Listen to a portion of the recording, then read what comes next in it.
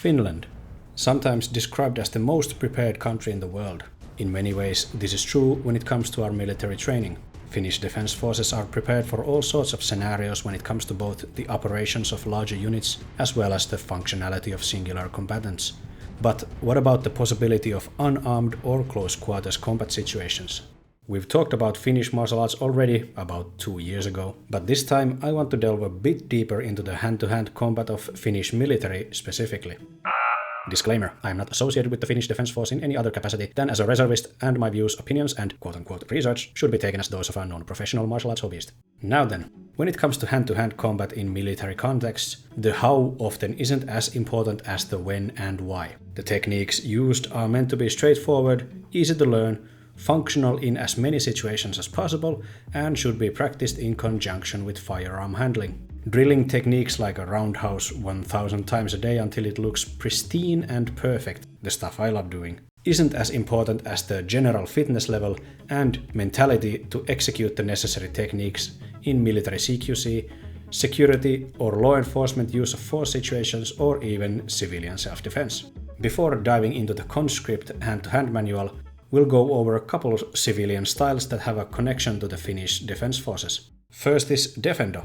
It's a style mostly focused on self-defense and real-life combat situations, with apparently some military brass training it as well. Defendo was created by Finnish martial arts legend Jyrki Saario, who was one of the founders of Swedish Kickboxing Association back in the 80s and also brought Krav Maga, another military combat style, to Finland. I already talked about Defendo in our previous video on Finnish martial arts styles along with Hokutoryu and Kaspin. Most of the info in it should still be fairly up to date if nothing drastic has happened in the style's development in 2 years. Defendo consists of different occupational branches. Defendo White for teachers, nurses and other social workers, consisting of softer self-defense with the aim of not hurting yourself nor the target. Defendo Blue for law enforcement and security, consisting of restraining and control techniques for situations where you are allowed to be a bit rougher. Defendo Green is pure close quarters combat meant for military personnel. Defendo is fairly popular with 18 different clubs all around the country offering Defendo training here in Finland. If you think 18 isn't all that much, just keep in mind that Finland has the population of just a little over 5.5 million, with only 9 cities having a population of more than 100,000. I think the last time I was a bit overly pessimistic and described Defendo as overly cargo shorts wearing sunglasses inside kind of hyper tactical. Which I still do kinda agree with, but I don't think it's a bad thing per se. It keeps your training focused and realistic without any extra frills or needless bowing and theatrics. Not saying I don't love theatrics, I was a theater kid after all, but it doesn't really help with self-defense. So if you want to supplement your general martial arts training with something a bit more self-defense oriented, I don't think Defendo is a bad choice at all. The second one is Milfight. Milfight, short for military fighting, is a hybrid style created by Hannu Maunula and primarily trained at his gym in Vaasa, but occasionally they hold training camps for reservists associations all over the country. According to Maunula, the style focuses heavily on keeping up the overall fighting fitness and safety of the practitioners, as well as the understanding of local laws in self-defense situations. Training in Milfight consists of drilling techniques that fit the practitioner themselves, then training counter to those techniques and counters to those counters until the situation slowly escalates in intensity, so you really see if the techniques work for you when the opponent resists, or do you need to change your approach. No technique is off limits in this style, with Maunula himself having over 40 years of combined experience from styles like kickboxing, judo, karate and eskrima, to name a few. What I especially love about Milfight is Hannu Maunula's insistence on sparring. According to him, there's no need for point counting or deciding who won and who lost, but you won't develop the necessary reaction time, situational awareness, or get the true sense of combat and self-defense without sparring against a resisting opponent. For a more in-depth look into either Defendo or Milfight, I suggest these videos from the excellent channel Soturin polku by Finnish professional MMA fighter Valtteri Hakkinen. Unfortunately, they're only in Finnish, but to be fair, if you're from somewhere abroad, you're probably not going to be traveling to Finland just to train these styles anyway. Now then, the part I have personal experience in. I, as well as close to 70% of men over 18, plus close to 15,000 women since 1996, I've gone through military training in the multiple branches of Finnish Defence Forces. I also went through the leadership training and came home as a Jaeger sergeant. On top of that, I got second place at the Finnish Military Sports Association's Combat Day MMA matches. Everyone who has gone through the military training knows that none of this is worthy of bragging, but I do feel like it at least warrants me to talk about this topic if nothing else. The Finnish conscript's hand-to-hand combat manual can be downloaded online and isn't any kind of Väinämöinen class operational secret, so I think I'm safe talking about it here. So what is the quality of Finnish Defence Forces hand-to-hand training? Spoiler alert, pretty good. For the time that is actually allocated to it, that is. The whole shebang begins with the principles of CQC, which are aggressiveness, victory by any means necessary, target your opponent's weakest points, use as great a force as possible, avoid injuries to yourself, cause as much damage to your opponent as you can, use the most effective tools at your disposal. There's also the rule of +1, meaning you must always prepare for an opponent or a weapon you haven't yet noticed. There's also a lot of talk about stress reactions, yada yada. I'm kidding, I know it's very important, but I can't go over everything here. After that, we move on to the CQC techniques themselves. As you can see here, I'm dressed in camo pants, not to pretend I'm an active soldier. I mean, look at me, I'm a jovial dwarf-built kind of guy. But to visually distinguish between the kickboxing and military CQC techniques. Helping me demonstrate these techniques is Vili Kervinen, the MMA instructor at Mudo Sports Ikalinen. We start with the basic stance, which has a lot of similarities with your standard kickboxing stance. The difference here is that the manual instructs the practitioner to have their dominant hand forward, so right-handed people will fight from southpaw. Also, the manual teaches you to twist your knees slightly inwards to protect from groin strikes, which of course wouldn't be allowed in most combat sports. Otherwise, it's pretty basic. Feet shoulder width apart, one leg forward, lead hand up and off of the face, and rear hand close to the head. From here, we move on to basic movement while maintaining the stance. Everything here is explained thoroughly, so anyone who reads the instructions and sees the pictures can fairly confidently train them by themselves and even teach it forward. Next are the hand techniques, which include straight punches, hooks, and hammer fists both downward and to the sides, and vertical and upwards elbows. The vertical hammer fists to the sides may look kind of funny, but you have to remember that context is key here. As the introduction states, you should engage CQC situations with the understanding that there might be more than just the initial opponent or weapon. These strikes don't really differ from basic kickboxing all that much, other than that in K1 you're not allowed to use the hammer fist. The only issue I found with these is with the way that a hook punch and the vertical elbow are explained. The manual teaches you to throw the lead hook by rotating both the rear and lead foot towards the direction the strike is going. I find a bit of an issue with this since if you rotate on both balls of your feet, you don't have any kind of push from the floor, and with that you can't put your body weight behind the strike, and it's in general a bit of an esoteric concept, especially for untrained people. A simple fix would be to push with just the lead leg into the strike and not worry about rotating the rear foot at all. Editing Ari here. On a second reading, the manual actually tells you exactly what I'm suggesting here. What messed me up while recording the clips was just the illustration looking like the back foot also turns with the punch. A major oversight on my part, but at least I get to explain how a lead hook works. After these are the defensive techniques. Now, as you can see, the pictures look kinda silly, but the principle behind them is understandable. Since the techniques are meant to be easy to learn and easy to replicate under pressure for people who don't do martial arts regularly, these are fine, I think. For the knife defense techniques, you gotta remember this is just the initial defense done on beat with the knife attack itself, and should continue to something that better protects you against the blade, like wrestling. Getting off the ground also has a weird variation here, and Vili will later show a technical stand-up that we feel would be easier to teach and perform, especially by fully geared up combatants.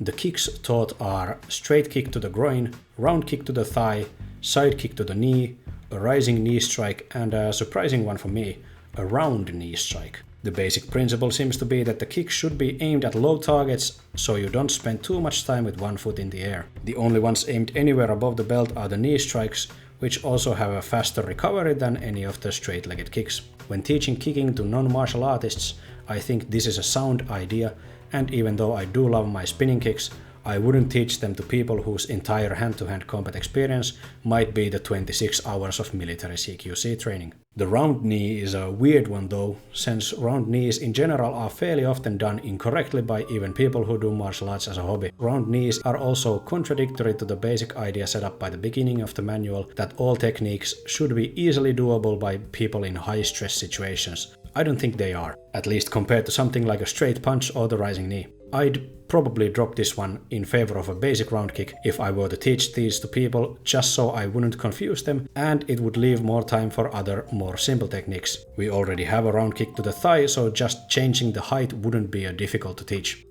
The defense against kicking is equally as straightforward and effective as the kicks themselves.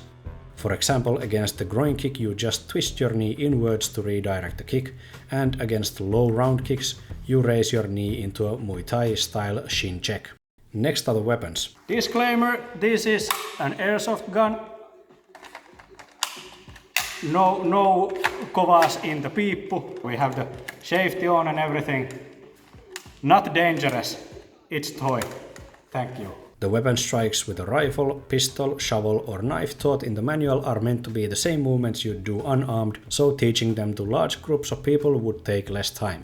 The same principle as with a lot of old Chinese kung fu styles. Easy to teach for big groups of soldiers at once and interchangeable between different weapons. With the combat shovel you hold the same basic boxing stance, but are also taught the diagonal slashes. Unfortunately no lapios, so we use a kirves. With a knife or a pistol, the basic stance changes a bit. You drop the weapon hand lower to protect it against disarming attempts, and with the knife you also learn to do figure 8 slashes and just straight up shanking a bro. For weapon fighting, the manual also urges the trainer to mix up barehanded strikes and kicks with weapon techniques, because often the opponent's focus is purely on the weapon as it is the biggest threat. I'm not much of a weapons guy myself, but I did go over these techniques with another reservist acquaintance of mine and we did find them pretty intuitive to learn and easy to replicate. I won't delve into every single technique taught in the manual here, as it is a hefty booklet to go through in one video, and this was meant as more of an overview than a comprehensive how-to. Now, in the spirit of not being just another video deep-throating the most prepared country in the world, let's go over a few issues we have with the way hand-to-hand combat is taught to conscripts. For starters, here's my friend Willy's opinion on the matter of standing up. Noin vapaaotteluvalmentajana, mitkä näistä tekniikoista olisi sellaisia, mitä sä itse et lähtisi valmentamaan toisille? Tuolla opuksessa oli aika hyvä oli versio siitä, että miten maasta noustaan turvallisesti ylös vihollisen mahdollisen uhan alta. Kyllä mä kehtaisin väittää, että sen pystyisi vähän niin tehokkaammin ehkä jopa tekemään. Pystyottelumielessä onko tekniikat omasta mielestä päteviä kaikki nämä rystyslyönnit ja vasarat ja jne? Kaikelle tietenkin on aikansa ja paikkansa, mutta että miten ne siihen tilanteeseen saa ajettua sisään. Niin juuri yritetään pitää kaikki mahdollisimman suoraviivaisena ja tehokkaana, ja sehän on niin kuin näissä sotatoimissa se kaikista tärkein, että hienostelut karsitaan pois. Siellä oli hyvää tavaraa ja sitten siellä oli vähän ehkä kyseenalaisempaa tavaraa, että mä jätän sen niin kuin sitten muille ammattilaisille sen valinnan siitä, että mitkä on jyviä ja mitkä on hakanoita. Niin loppujen lopuksihan se on aina yksittäisestä valmentajasta kiinni, mitä tekniikoita sieltä oikeasti sitten niihin pariin tuntiin, mitä saadaan peruskoulutukseen niin mahoitettua, niin kyllä, mitä se valitaan. Mutta kokonaisuudessaan tekniikkavalikoima on ihan ainakin semipätevä. Kyllä. Ymmärrän, että minkä takia, mitkä tekniikat siihen käsikirjaan on valikoitunut, koska sen täytyy olla niin kuin suppea, tehokas, toimiva kokonaisuus. So, most of the techniques themselves are fine and explained in a way that almost anyone going through leadership training could also teach to the men under their care. The manual says that out of 154 hours spent on combat and marching training for conscripts, 26 hours should be used for close quarters combat. But the issue is that in reality it's rarely even close to this. And with how the Defence Force train their conscripts, I guarantee you not a single one remembers what they were taught in their mandatory close quarters combat training when they leave the service. This is of course anecdotal, but I've asked multiple relatives and friends of mine, some of them martial artists or athletes otherwise, do they remember anything about what was taught in these classes, and if there was anywhere near 26 hours, and most people vaguely remember maybe a thing or two, and none of them remember training for more than at the very most 6 hours. The folks from special training branches like UTI's paratroopers as well as military police probably do a lot more hand-to-hand shenanigans, but for most conscripts the amount of CQC training likely isn't 26 hours. The other issue is the hand-to-hand combat training is so separate from everything else the conscripts do, it's not feasible for most people to use it in an actual combat situation. If the hand-to-hand combat could somehow be safely incorporated into other combat training like in-range activity, combat shooting, or even have some situational practice weapon sparring, there'd be a bigger possibility for any of it to stay in your head. For example, in night guard duty, you could be attacked by a trainer with tie pads who you have to defend against in a CQC situation when unprepared for one. Or in a combat shooting drill, you might have to attack a dummy with a shovel or a knife before engaging the next target with your firearm. Something like that, right? I don't know. It would be fun at least. Granted, it's been 10 years since I was a Jaeger, so things might have changed a bit since then, but I highly doubt that since there's so much other, more important stuff that you need to teach conscripts, like cooperation and teamwork, camp upkeep, shooting a gun, and any branch-specific activity like managing a radio station or handling an anti-air artillery. After all, Finland has the largest artillery in Europe with around 1,500 weapon systems, and with modern armed conflicts increasingly centering around drone activity, unfortunately for us close combat enthusiasts, CQC training will always be at the very best a tertiary priority in modern military. So the overall conclusion is, I like punching and I'm bad at shooting, and the military doesn't care about punching because it's less effective than shooting. So that was the hand-to-hand combat of the Finnish Defence Forces. Overall pretty good, I'd say. If you have issues with anything I said, you can be mad at me in the comments below. I'd love to have a discussion with someone who knows more about this. If you want to see more martial arts showcases and video game fighting analysis, sub to the channel, follow us on the socials, and check out our Twitch chat for live conversations. We'll see you again next time. Bye bye.